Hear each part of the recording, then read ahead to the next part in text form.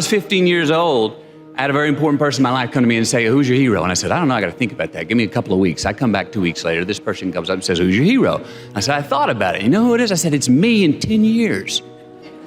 So I turned 25 10 years later. That same person comes to me and goes, so are you a hero? And I was like, not even close. No. She said, why? I said, because my hero is me at 35. So you see, every day, every week, every month, and every year of my life, my hero is always 10 years away. I'm never going to be my hero. I'm not going to attain that. I know I'm not. And that's just fine with me because that keeps me with somebody to keep on chasing. So to any of us, whatever those things are, whatever it is we look up to, whatever it is we look forward to, and whoever it is we're chasing, to that I say amen. Don't half-ass it.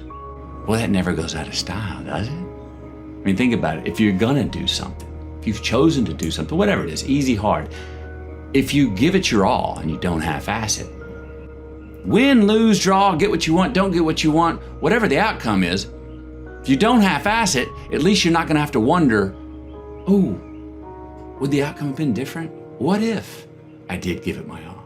Wondering that is what keeps us up at night. Life is not easy. It is not. Don't try to make it that way. Life's not fair. It never was. It isn't now, and it won't ever be. Do not fall into the trap, the entitlement trap, of feeling like you're a victim. You are not. Get over it and get on with it. And yes, most things are more rewarding when you break a sweat to get them. You see, happiness demands a certain outcome. It is result reliant.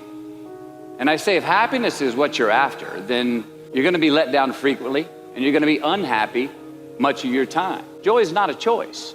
It's not a response to some result. It's a constant. Joy is the feeling that we have from doing what we are fashioned to do, no matter the outcome. So the question that we got to ask ourselves is what success is to us, what success is to you. Is it more money?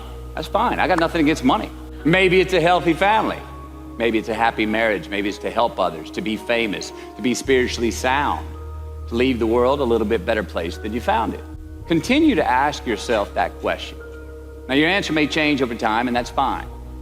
But do yourself this favor. Whatever your answer is, don't choose anything that will jeopardize your soul. Prioritize who you are, who you want to be, and don't spend time with anything that antagonizes your character. If life was nothing but green lights and we didn't have yellows and reds, things that make us pause, hardships, crises, times for introspection, then what the hell would it all be for? We need the yellows and the reds. That's how we evolve. That's how hopefully there's some ascension to our being.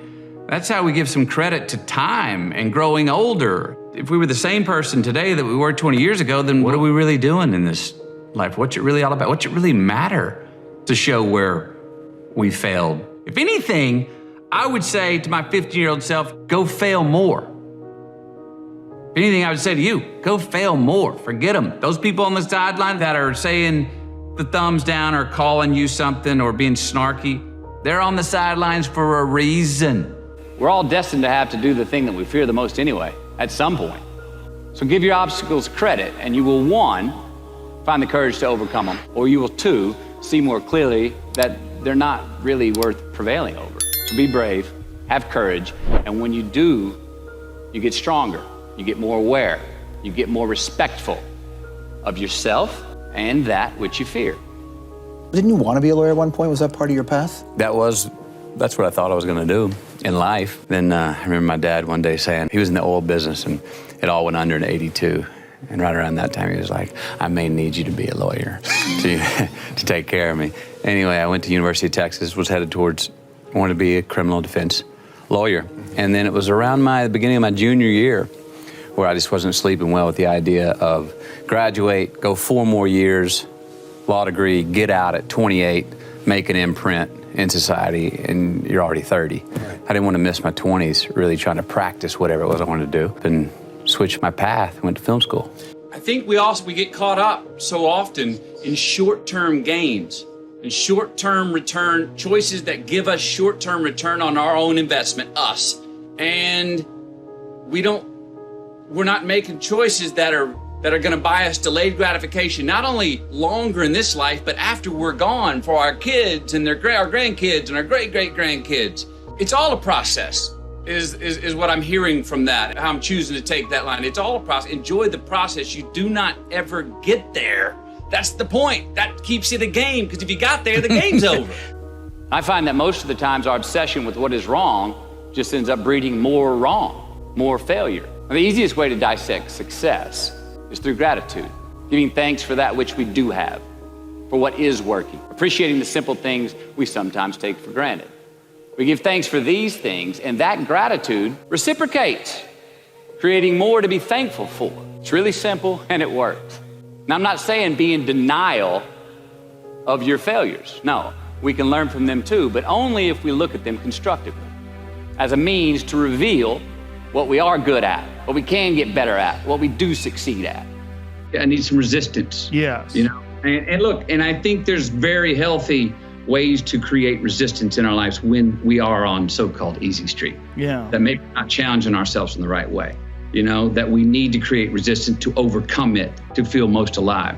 But there's also foolish times to create resistance. And the fact of that is, things are going so well, you think that's how it's going to be for the rest of your life. No, trust me, the uphill's coming. The drama, the real drama's coming. Don't create any false drama in front of you right now, because you're kind of patronizing yourself. The real drama's going to come. Someone is going to get sick. You are going to get hurt. Something will happen in your life. The world will do unto you, or you'll do it unto yourself. So don't trip yourself running downhill and face plant and break your frickin' nose just because you needed some resistance running downhill.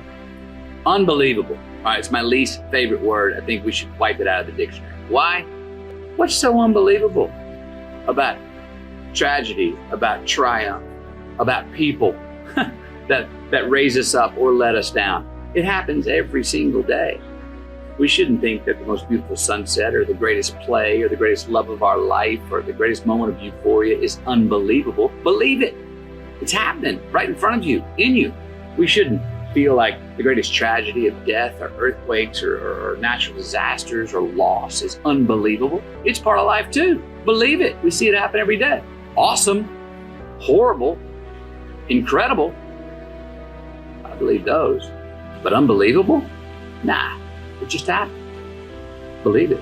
To actually have true freedom, we have to be responsible, more responsible for certain things, for ourselves, who we are. Constantly investigating and interrogating our better selves to say, I'm going to be a little bit better at this tomorrow, knowing that we never land. There's no ta-da moment. And that is one thing I think we all got to watch, because we all are so result oriented. Oh, if I keep doing this, I'm going to get to that place of pure enlightenment. But there's no ta-da moment. We're always chasing yet. And if we can get comfortable and understand and laugh at and be ready to work hard at the fact that we're all just, if we could just say, we're all just achieving our way to the unachievable. And that's as good as it gets.